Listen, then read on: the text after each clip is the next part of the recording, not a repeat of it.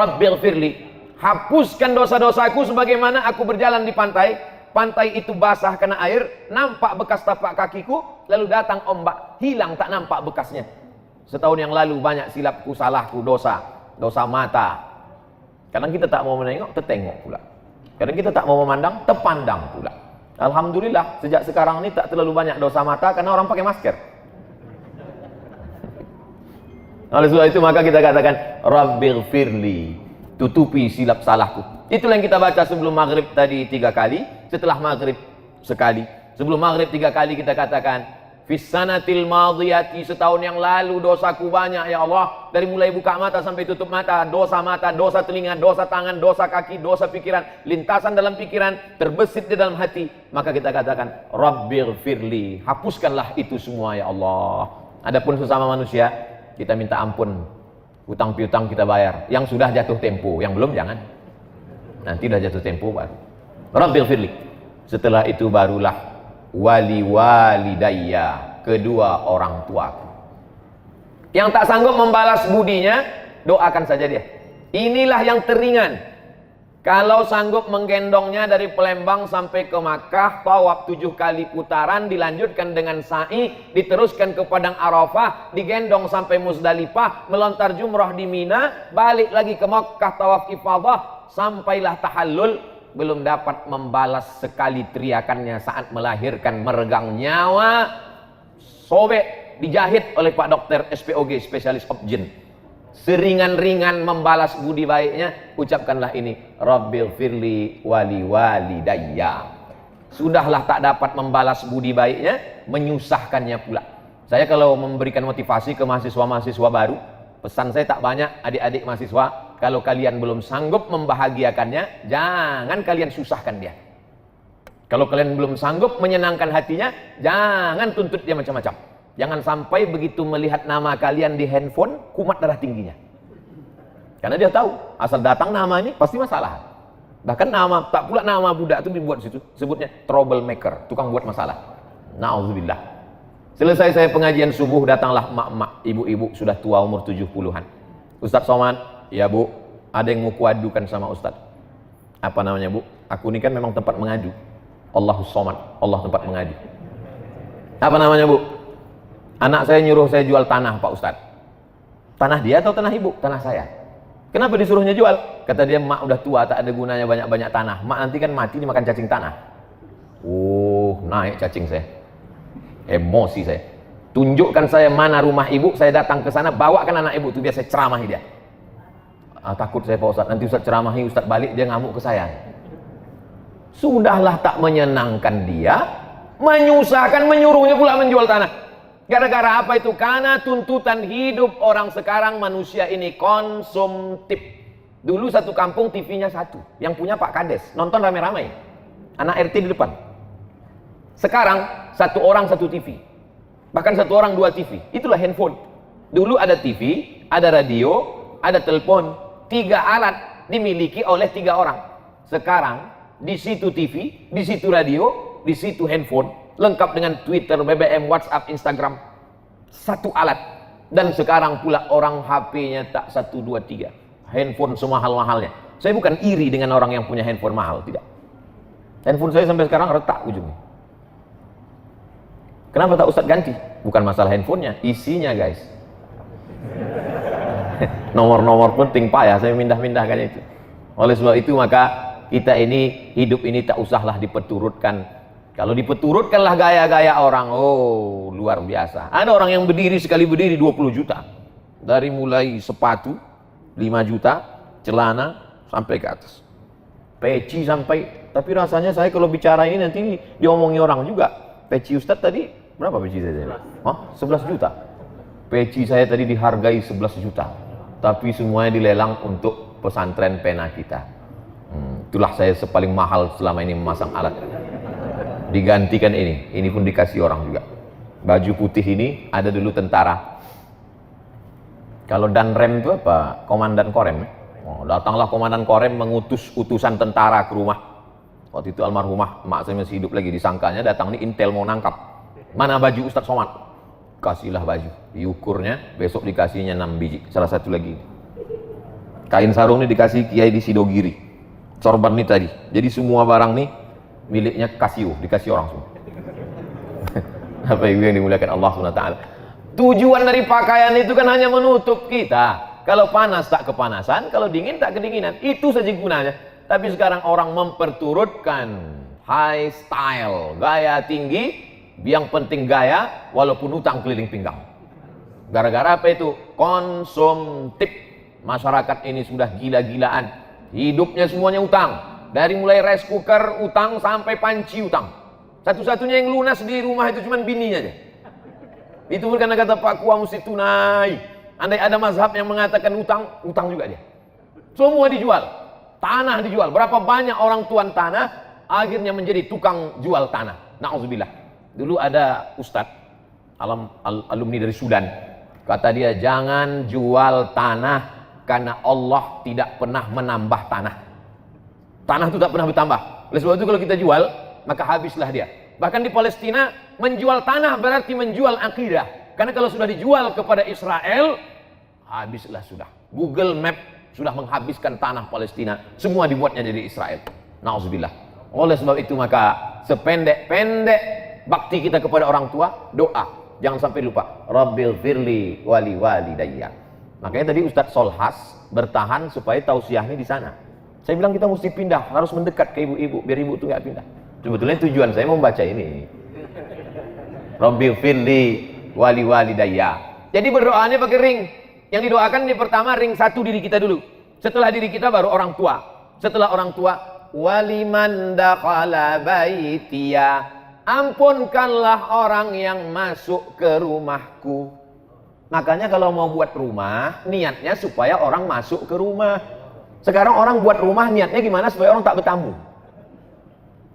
Kata Haji Alim tadi, Ustaz Somad, ini dibatasi Habib Mahdi. Tak boleh banyak orang datang. Loh, nggak boleh banyak orang datang, ini kan banyaknya. Ini baru intern aja. Ini limited edition. Jadi kalau kita minta ampun kepada Allah itu aku dulu.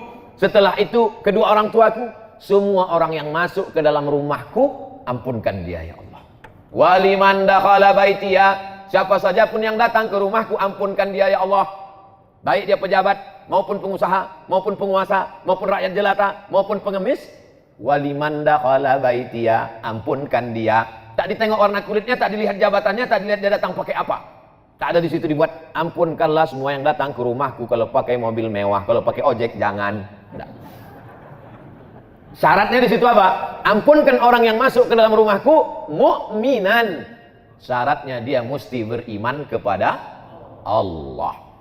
Jadi Pak Ustadz kalau tamunya tak beriman kepada Allah, gimana kita mau mintakan ampun dia kepada Allah? Dia aja tak percaya kepada Allah. Pak Ustadz, saya tamu Pak Ustadz nih. Iya. Mohonkanlah doa saya kepada Allah supaya diampuninya saya. Kau percaya tak sama Allah? Tak percaya. Percayalah kau dulu sama Allah. Gimana caranya Pak Ustaz? Sebutkan aja passwordnya. Asyhadu an la ilaha illallah, asyhadu anna muhammadar rasulullah. Masalah khitan, nanti kita adakan khitan masal. Pemotongan pertama oleh Al-Mukarram Abdul Somad LCMA. Waliman dakhala baitiya mu'mina.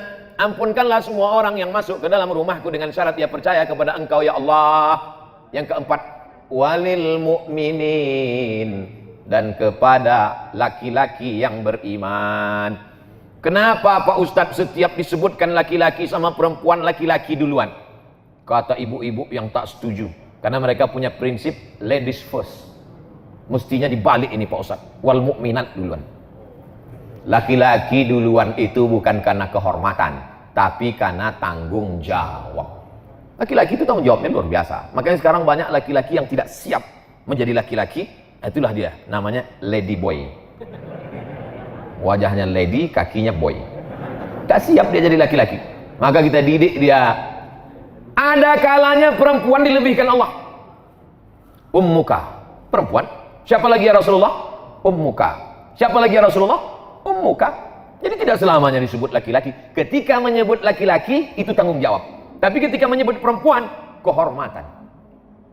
Jadi tidak selamanya Nabi menyebut laki-laki, Allah menyebut laki-laki duluan. Ketika menyebut laki-laki duluan itu berarti mengandung tanggung jawab yang luar biasa. Laki-laki punya pundak memikul beban. Sedangkan ketika menyebut perempuan, maka yang disebut di situ adalah kehormatan yang luar biasa. yang pertama kali masuk ke dalam surga setelah Nabi Muhammad SAW. Masuk Nabi ke dalam surga, Nabi menoleh ke belakang, dilihat Nabi perempuan. Siapa engkau? Kenapa kau lebih dulu? Kata perempuan itu, akulah perempuan yang membesarkan anak yatim. Man ala salasa banatin, siapa yang membesarkan 3 anak perempuan, fa'addabahunna, dididiknya dengan baik, wa zawwajahunna, dinikahkannya dengan orang baik-baik, wa ahsana ilaihinna, dia buat baik, falahul jannah, surga baginya. Kalau menyebut perempuan adalah keutamaan. Oleh sebab itu maka laki-laki didulukan karena tanggung jawab yang luar biasa. Ampunkan aku, sudah. Kedua orang tuaku, sudah. Orang-orang yang masuk ke dalam rumahku, sudah. Bagaimana dengan yang di luar yang tak masuk? Kena juga, cuman dia ring 4, agak jauh sedikit. Walil mu'minin wal mu'minat, laki-laki dan perempuan. Kalau disebut laki-laki, itu sudah masuk perempuan tanpa menyebutkan perempuan. Contoh, ya ayyuhalladzina amanu, laki-laki. Kutiba alaikum, laki-laki. Kalau perempuan, kutiba alaikunna. Tapi kaedahnya kalau sudah disebut laki-laki, perempuan pasti masuk. Kalau sudah disebut walil mu'minin, perempuan pasti masuk. Kenapa ditambahkan lagi wal mu'minat? Pengkhususan, kehormatan, penghormatan untuk perempuan. Man amila salihan, sesiapa saja yang membuat kebaikan, min zakarin, laki-laki, au unsa. Kenapa disebutkan perempuan di situ? Karena kehormatan, kedudukan, amal soleh. Al mu'minun wal mu'minat ba'duhum awliya'u ba'd. Jadi kalau orang berpatokan hanya pakai bahasa Arab, kalau sudah disebut laki-laki perempuan tak masuk, maka tak ada perempuan yang puasa nanti. Kau tak puasa? Enggak, ayatnya kan untuk laki-laki. Nah ini kaedahnya menurut para ulama, bukan kata Abdul Somad. Kalau sudah kita berniat baik, mengaku kepada Allah bahwa kau menciptakan aku, kau memberi rezeki aku, kau yang menghidupkan aku, kau mematikan aku datang dengan bawa banyak dosa, ampunkan aku, ampunkan kedua orang tuaku, ampunkan orang yang masuk ke rumahku, yang tak masuk ke rumahku juga, yang laki-laki perempuan kan ampunkan. Datang juga orang mengejek kita, zolim pada kita, aniaya kepada kita, maka kita jelaskan di ujung, wala tazidil zalimina illa tabara. Orang yang zalim, orang yang aniaya, orang yang memusuhi, hanya semakin jauh, semakin tenggelam dalam azab, semakin binasa. Tak masuk dalam doa kita, Allah yang ngasih tahu tanpa kita doakan. Doanya titik hanya sampai mukminat saja. Jadi saya yakin dan percaya setiap orang yang datang kemari melihat kaligrafi di rumah Haji Alim, Masya Allah, semua yang datang kemari macam menengok kucing. Hebat ini Pak Ustadz. Apa hebatnya? Entah apalah isinya ini Pak Ustadz. Ya, jangan ragu, karena videonya sudah ada, tinggal tonton saja. Tulis Ustadz Somad di rumah Haji Alim di Palembang malam tahun baru hijrah. Ustadz Abdul Somad official channel. Subscribe, like and share. Saudara yang dimuliakan Allah Subhanahu wa taala. Tidak pernah terlintas di pikiran saya, tak pernah disetting, tak pernah diatur bahwa malam tahun baru mesti di Palembang, mesti di rumah Haji Alim, mesti bersama para habaib. Tak pernah saya atur, tak pernah saya setting. Saya serahkan saja jadwal Sumatera Selatan Habib Mahdi, karena dia yang paling mengerti. Saya tak berani saya sendiri datang, takut saya banyak jebakan-jebakan Batman. Maka Sahibud Dar a'lamu bidarihi, ahlu Makkah a'lamu bidariha. Orang penduduk Makkah lebih tahu, penduduk penghuni rumah lebih tahu tentang isi rumahnya. Maka saya serahkan ke Habib Mahdi, di mana nanti kita malam tahun baru terserah. Setelah sampai baru saya tanya, di mana aja jadwal kita Sayyidi Al Habib? Kata Habib Mahdi nanti begini di sini. Pas nanti malam tahun baru, tahun baru kita? Iya, di mana? Di rumah Haji Alim. Di tempat yang baik, bersama orang baik-baik, menyambut tahun yang baik, berharap tahun depan kebaikan-kebaikan saja yang kita dapatkan. Dan yang kita kaji pula tak ada cerita, tak tentu arah. Yang kita kaji yang paling mulia ayat-ayat Allah Subhanahu wa taala. Tak ada kita diajarkan, ya Allah ampunkan aku, ampunkan kedua orang tuaku, ampunkan orang yang masuk ke dalam rumahku, ampunkan juga yang berada di luar. Adapun orang yang menganiaya aku, matikan dia, kalau bisa buat dia stroke agak 6 bulan. Tak ada. Allah ngasih tahu, yang penting kau buat baik, yang penting kau mintakan ampun untuk mereka. Adapun orang yang zalim, biarlah Allah yang membalas. Makanya saya tak pernah mendoakan mereka. Orang-orang yang membuli, menganiaya, menzalimi, tak pernah.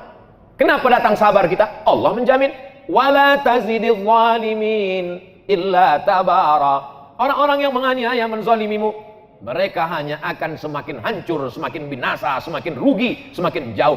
Karena kita tidak pernah mendoakan yang buruk-buruk. Ketika kita berdoa, maka malaikat mengaminkan. Apa kata malaikat? Amin, kabulkan doa orang ini. Walaka misluh, kau dapat yang sama seperti yang kau doakan. Ustaz Abdul Somad tausiah hanya sampai jam 7 saja. Karena jam 7.15 sudah masuk sholat isya, orang mau siap-siap wudhu. Saya tambah sampai jam 7.10. Selesai yang ini. Waktu mau masuk, tengok ini. Pas mau keluar, itulah bismillah pertama kali dalam surat Nabi Sulaiman untuk Ratu Bilqis. Innahu min Sulaiman. Inilah surat dari Nabi Sulaiman. Jadi Nabi Sulaiman itu kirim surat, bukan kirim WhatsApp. Kirim surat. Surat yang pertama pakai bismillah, surat Nabi Sulaiman. Ceritanya waktu itu Nabi Sulaiman sedang inspeksi upacara. Tiba-tiba ada satu yang tak datang. Inni lam aral hudhuda. Aku tidak melihat ada burung hudhud. Kau di Palembang burung apa nih Habib? Burung hudhud. Aku tak melihat ada burung hudhud. Mana burung hudhud?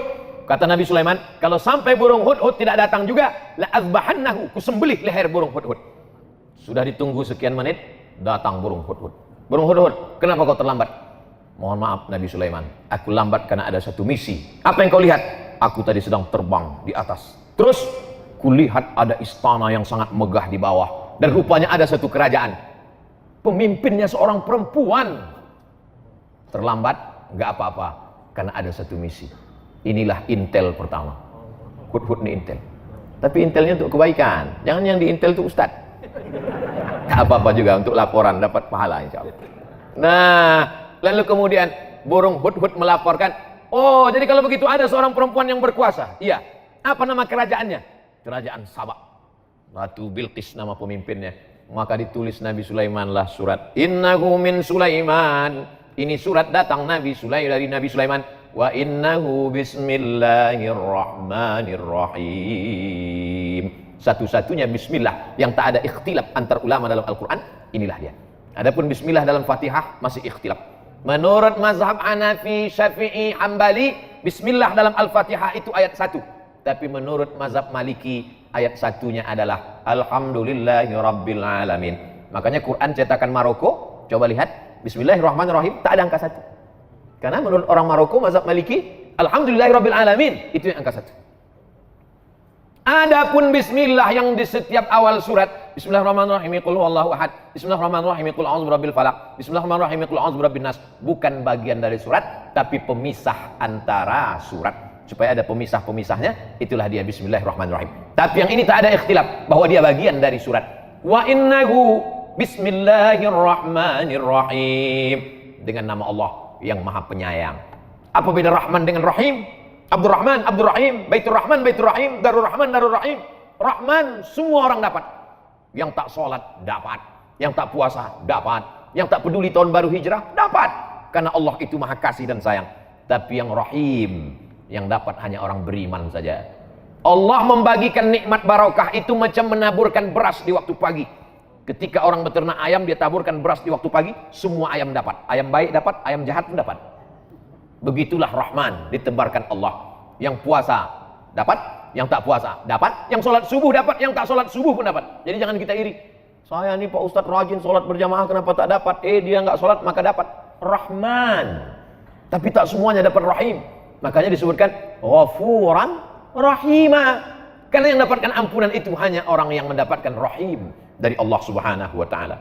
Ana Rahman, kata Allah, aku ni Rahman. Syaqaqtur rahim min ismi. Rahim, maaf beribu maaf. Rahim, kantong janin dalam perut perempuan itu diciptakan dari Asmaul Husna. Ya Rahman, Ya Rahim, Ya Malik, Ya Qudus, Ya Salam, Ya Mu'min, Ya Muhaimin, Ya Aziz, Ya Jabbar, Mutakabbir, Ya Khaliq, Ya Bari, Ya Musawwir, Ya Ghaffar, Ya Qahhar, sampai Ya Somad. Nah, itu mesti disebut. Bismillahirrahmanirrahim. La ta'lu alayya. Hai kerajaan Bilqis, wahai Ratu Bilqis, Raja Sabak, la ta'lu alayya, jangan kau lebih tinggi daripada aku. Akhirnya menyerahlah Bilqis karena dikatakan jangan kau lebih tinggi daripada aku.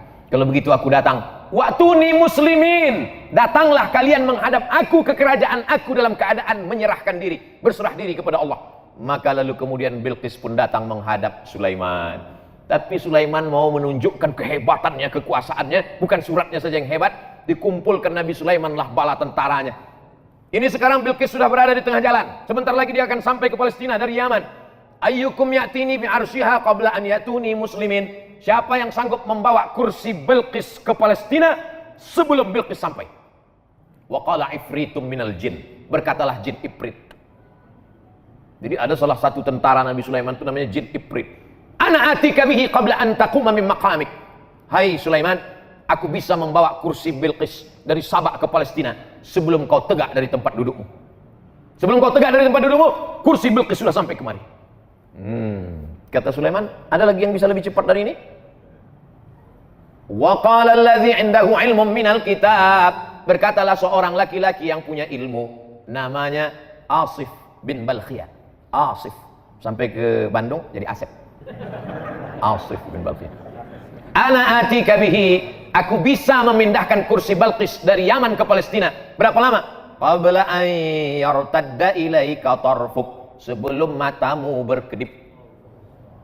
Jin hanya sanggup sebelum Sulaiman tegak. Tapi orang soleh Asif bin Balkhiyah, aku bisa memindahkan sebelum matamu berkedip. Prinsip Nabi Sulaiman lebih cepat, lebih baik. Akhirnya menanglah Asif bin Balkhiyah 3000 tahun sebelum Nabi Isa alaihissalam. Manusia sudah lebih menang daripada jin. Zaman sekarang masih ada orang yang minta kepada jin. Wani piro kata jin. La ta'lu alayya, hai Balqis, hai kerajaan Sabak, jangan sampai kalian lebih tinggi daripada aku. Maka siapa saja yang keluar dari sini, maupun pejabat, maupun orang kaya, maupun pengusaha, keluar dari pintu, apa kata Haji Alim? La ta'lu alayya, jangan kau lebih hebat daripada aku. Jangan kau lebih tinggi daripada aku. Wa'tuni muslimin, datang kau sekali lagi kemari dalam keadaan menyerahkan diri. Maksudnya jangan kau lebih tinggi daripada aku, kepeduliannya kepada fakir miskin, kepedulian kepada masjid, kepedulian kepada orang tua. Ustadz-ustadz yang disantuni Haji Alim meninggal, istri dan anaknya tetap dikirimi sampai sekarang. Ustadz tahu dari mana? Tadi Haji Alim cerita.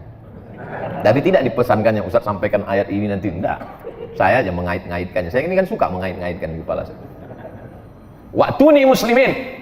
Maka dijawablah oleh Balqis. Apa kata Balqis? Kami bersama Sulaiman dan kami berserah diri kepada Allah. Itulah yang kita katakan dalam sholat kita tadi. Hanifan musliman. Kami condong kepada kebenaran dan kami berserah diri kepada Allah. Wa ma ana minal musyrikin. Aku tidak berserah kepada selain Allah.